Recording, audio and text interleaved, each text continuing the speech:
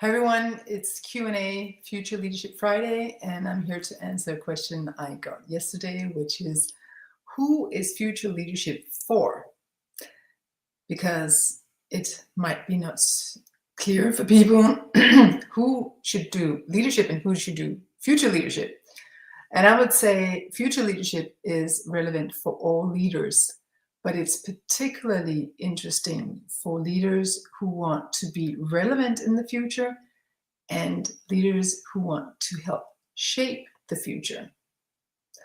And those are not all leaders. Some leaders are in the older category, the baby boomers that are still active, and the older generation X's, they're like, well, I'm exiting the job market in a couple of years, so I don't need to be interested in a new kind of leadership. But some of them, maybe you are among that category, some might be thinking, actually, I can use my current position and my current influence to help the younger generations who are eager to help shape the kind of future they would like to live in. Maybe some of you can use your positions to help these new generations, enable them to be able to shape, because you can use your position to open doors, to facilitate, to activate, to really help these younger, eager pioneers of change. So in that sense, if you're interested in helping your children and your grandchildren, future leadership is also relevant for you. You might not have to go through a whole program and to learn it, but you can definitely open doors and facilitate change. And here's the thing, if you want to facilitate change, you have to understand change. And so in that sense, it's relevant to get interested in what is the leadership of the future? What is changing so much? What is the difference between old leadership and new leadership? So you can understand what the people who represent the new leadership are actually trying to say. Sometimes we see debates where the younger generations are in the same room as the older generations, and they're trying to get their message across. But the older generations don't understand. Like, the young can understand the old because they can understand it, they're not necessarily accept it, but sometimes the older generation cannot understand, they cannot comprehend what the younger people are saying. So in that sense, it makes sense to get interested in what is future leadership, so you can hear what the people who represent that kind of leadership are actually saying. But I would say future leadership is very relevant for those of you who feel you still have a lot more years in your leadership to go, and maybe you have reached the point where you, if you're in the middle between the boomers and the youngers, that you actually you got interested in shifting from career to calling.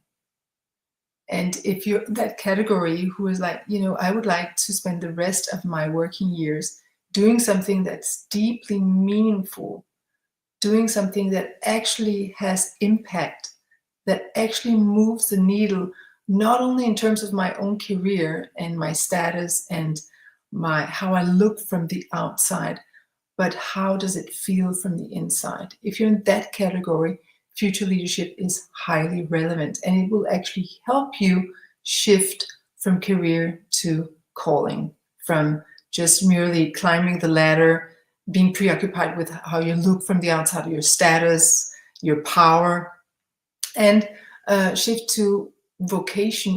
What am I here to contribute? What can be done only by me because of my unique constitution, my unique design? What is my piece of the puzzle? If that's the question that preoccupies you, and that is, you have a longing inside to become clear on what is that piece and where can you put it, then future leadership is also relevant for you. And then there's a lot of visionaries, a lot of pioneers of change who actually get where we could be heading and are eager to put your energy, your life force, and your education and your experience and your ideas and your visions into that particular mission. But the thing is, it's really tough to be a pioneer. It's really tough because you're up against the wall of the old all the time. So it doesn't take much to get a little bit in doubt about your own abilities, your dreams. Is my dream an unrealistic dream? Is it even possible? It doesn't take much soaking in the regular world before you get can be a little bit shaken. You can get to doubt. You can also get to think it's too hard. Like, can I even do this? This feeling of, maybe I should just become normal, as if that was possible. But because you can, if you're a pioneer of change, but it's a nice try. The consideration is understandable from time to time. For all of you who feel that this resonates, future leadership is the only way forward. It's the only way forward, because you cannot go back to the old, because you left the old a long time ago. It's not an option to turn back. But in order to keep going and not get disillusioned and to lose energy, it's really, really helpful with a framework, support, a language that enables you to see that you are not, you're not wrong, you're not too much or too little. You're exactly who you need to be at this time.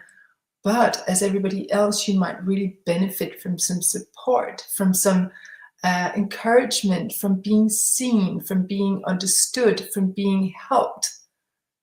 And so in that sense, future leadership programs or future leadership is also very relevant for you.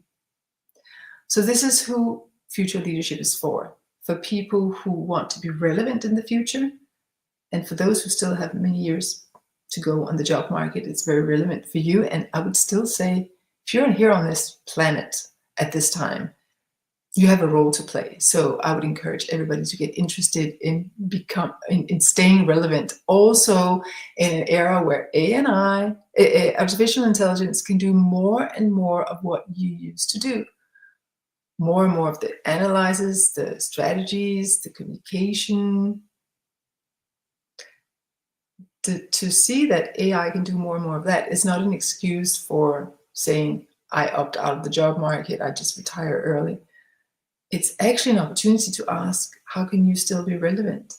And how can you now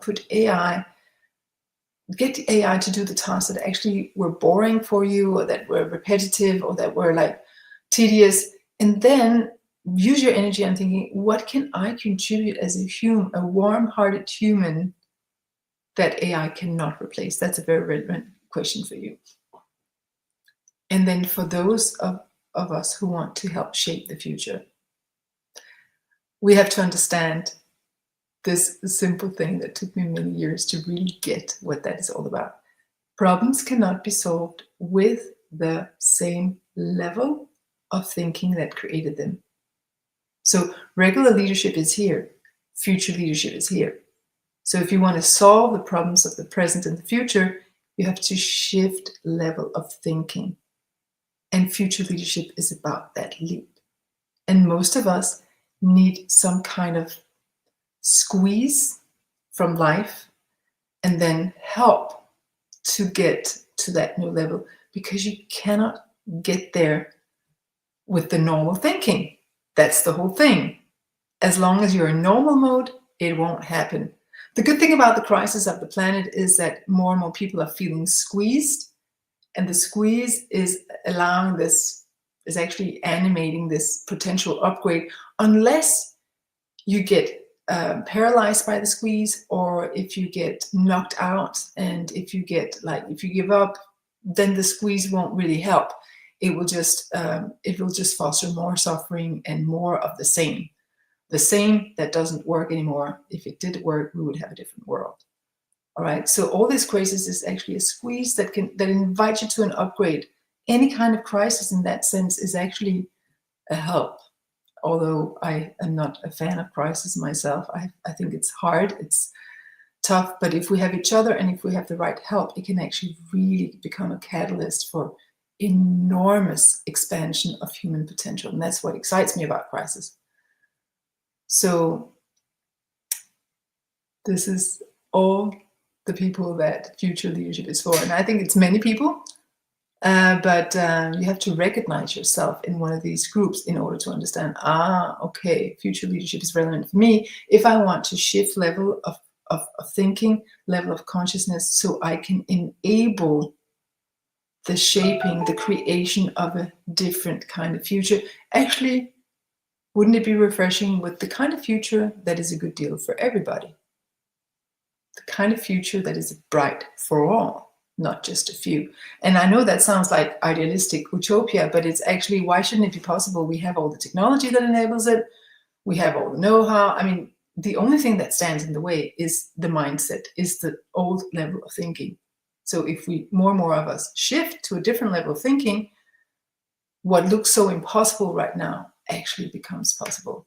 This is what I'm excited about. These are what my programs enable and facilitate and open the doors for, give you the keys for that change of thinking. So if you're ever interested in exploring how that could look for you, you're so welcome to explore my book a call, go to my website, explore the possibilities. I just opened up a new possibility for, it is quite recent that I opened up the possibility to work one-on-one. I used to not do that, only work in groups, but so many people have asked me at this point. So now I've opened that possibility. So if you're interested in that, that has also become possible. For now, I wish you a beautiful Friday and a beautiful weekend, and hopefully you got inspired to shape the kind of future you would like to experience and to become one of those people who leads us all into a bright future. Bye for now.